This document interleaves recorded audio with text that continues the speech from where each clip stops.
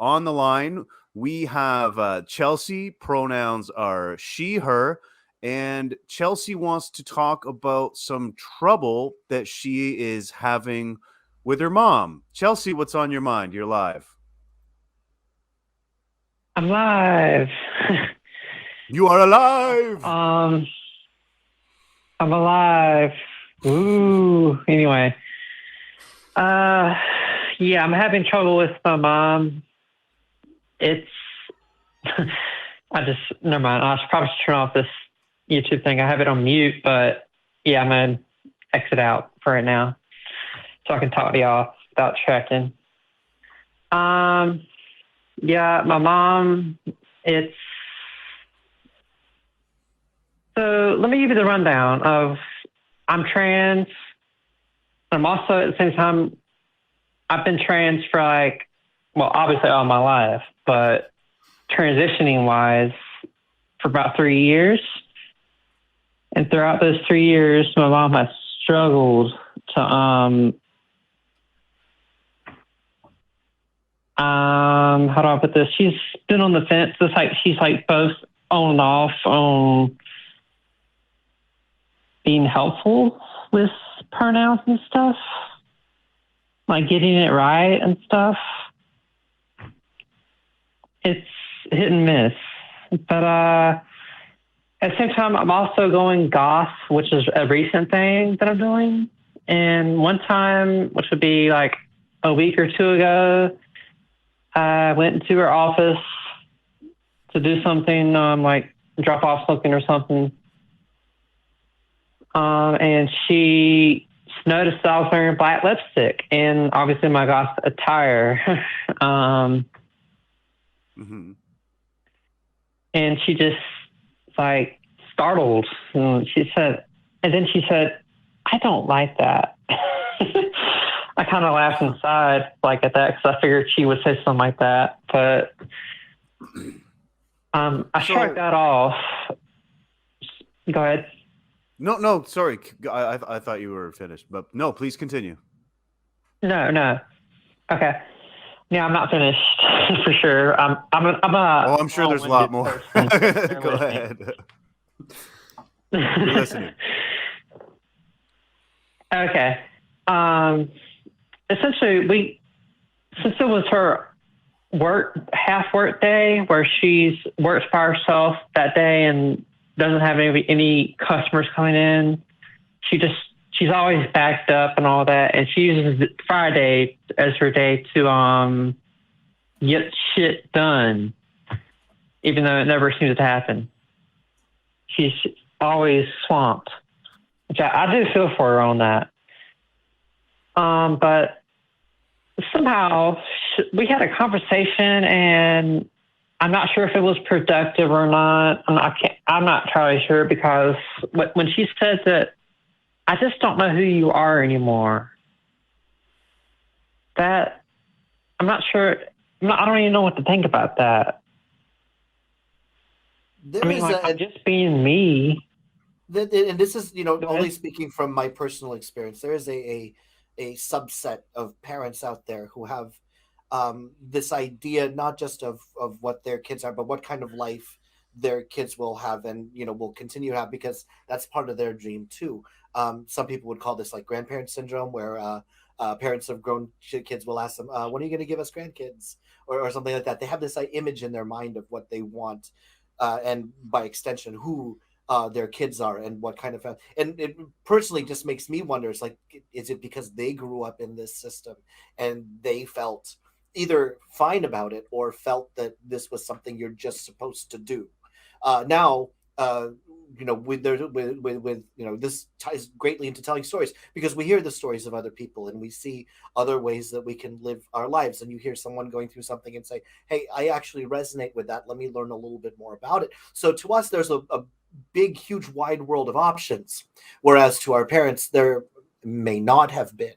I don't know if there's any meaningful personal advice there, other than the idea that this might be really shocking to some parents who have this image in their mind, not just of what you were like when you were a kid and living with them, but also what their relationship with you would be like when you're an adult.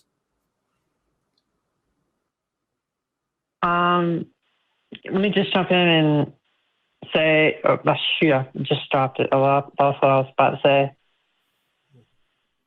What do you guys got, Phoebe? Yeah, go ahead. I hear what you're saying, Chelsey, and I have a very similar situation with my own mother when I was coming out. And as I said, I came out for the second time in 2010. And my mother was more shocked, I would say, the second time, because in her words, she said, I thought this was not something that you were going to do. I thought this was over because, as I said, I transitioned, detransitioned, and then retransitioned. And it took a very long time for my mother and I to re-establish what I would consider to be the wonderful relationship that we do have now. But I have a question that I'd like to ask you, if this is okay. When you were pre-transition, what was the relationship that you have with your mother like? I never really trusted her. I went to my dad mostly, and even my dad didn't support my transition because, religious reasons. So my next question would be, what kind of relationship are you looking for with your mother? Are you after a relationship where your mother accepts you? Or are you after a relationship which is more mother-daughter, where you bond together? Or are you after a relationship where your mother may not necessarily agree, but accepts you as who you are? What kind of relationship are you after with your mother?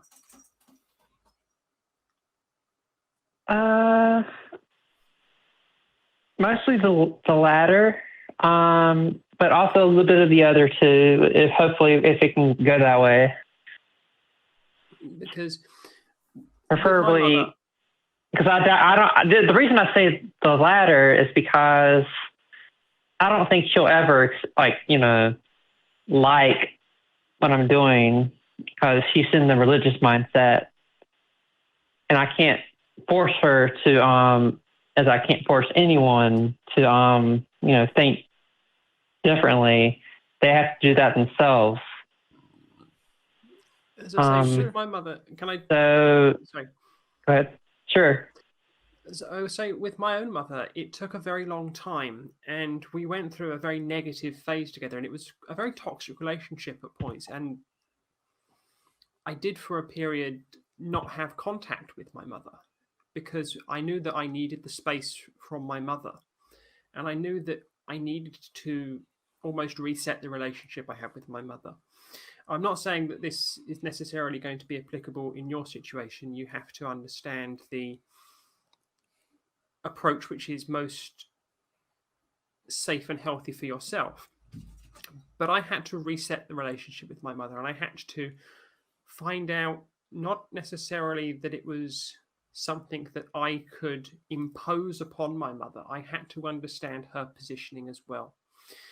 And there was a book that I read that significantly helped me, and it helped my mother as well, that was written by Amy Ellis Nutt, and it is about the actress Nicole Maines and how she transitioned, and how her father, who was a very political individual, changed and developed and accepted his daughter instead of what his previous religious and political positions were.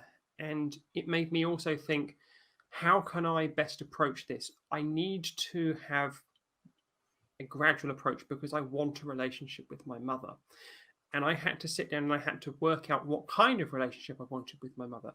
I'm very, very fortunate now that I have a loving relationship and a very mother-daughter relationship with my mother. I can't guarantee that you will have that kind of relationship, but you have to set the boundaries in your own relationship. And if your mother isn't necessarily ready to walk with you down the path, it may be that you need to stop on the path with her and engage with her and ask her, maybe, why have you stopped here? What are the hang-ups that you're having? What is preventing you from engaging with me, and how can I help you? Because whilst transition for me and for a lot of people that I've spoken to is a deeply personal journey, if you want to bring family members along with you on that journey, you've got to help them into the train that is your journey. And they may not want to sit in the class of train carriage that you've put them in, but you have to explain, okay, we're no longer on an intercity train going from London to Birmingham. We're going on a local train from Brighton to Hastings. And you have to explain why you're doing these things. And you have to understand that it's going to be difficult, because it is going to be an incredible change, because they will have perceived you as their child in a certain way, and you will have perceived them as a parent in a certain way, and you're fundamentally coming along and going, actually, what I have been presenting to you for so many years and what you have thought about me for so many years isn't actually how I want to continue. And you have to understand that whilst it's a very difficult journey for yourself, that it may very well be a very difficult journey for the family members that you want to bring along. And unfortunately, some family members may not want to come along on that journey. But some family members may not be ready yet to come along on that journey. And some family members may just go, oh, okay, well, I'll sit wherever you tell me to sit in the train. And at the end of the day, you have to do it in a way that is healthy for you. And I found that I, on reflection, was a very selfish individual with my own transition. And I didn't understand the positions of my family that I was trying to bring along and trying to tell them where to sit on the train. And if I could go back and do it again, I'd be a lot gentler with some of the things that I did. But equally, they needed to be gentler with me with some of the things they did, because one of the worst moments that I ever had was when my mother referred to me as having, quote, murdered her son, which will always stick with me as one of the most devastating things. And I had to understand where she was coming from with that if I wanted a relationship with my mother. And I hope that you can help develop the relationship you want with your mother and potentially with other family members. And I hope that what I have said can help you understand that whilst transition is a deeply personal, deeply identity-driven and validating thing that you're doing, it may be very challenging for the people that you're trying to bring along on that journey with you, be they friends, be they family, be they partners in your life. That was well put, but I did have a question for you, Phoebe. Yep. Shoot, and I just lost it. Well, I did want to say, like, I absolutely commend you for the courage that it takes to, like, learn to establish your own identity and your own style, and to go forward with it, and to, like, actually take the time to figure this out for yourself. A lot of people that I've met have not even gone through that kind of introspection. So it's wonderful to hear that you're doing this for yourself and going on this journey. So props to you for that. Chelsey, did you think of your question? Did it come back it was to you? something about. I kind of thought about it like towards the tail end of what she was saying, but just kind of lost it. Can I ask you a question? Sure. Because at the beginning of the call, you said that that your mother's pronoun usage is kind of hit and miss. Do you ever get the impression that it's been like weaponized? Like when she's mad at you, she gets it wrong, and when you guys are getting along, she gets it right. Do you get that impression, or is it just random, sort of all over the place? Because I think someone's motive is important. Intent is important, especially when it comes to using someone's preferred pronouns, and that might help maybe give you an insight as to where she's coming from.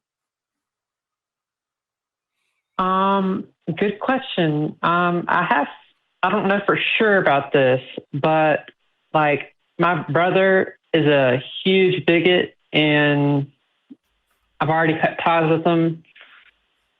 Our relationship was so unhealthy and one-sided. It was all about him and what he wanted in his religiosity. You probably know I'm going with that.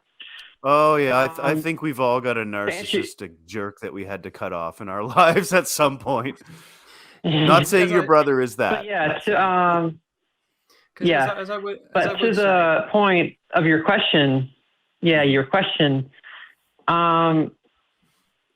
a daughter, and I do see his daughter sometimes when he drops him off at my mom's place. Okay. And when my mom invites me over to see his daughter, my mom doesn't use any pronouns, or either she does that or she just always says he. Actually, she always says he, which is not my preferred pronouns. Not my pronouns.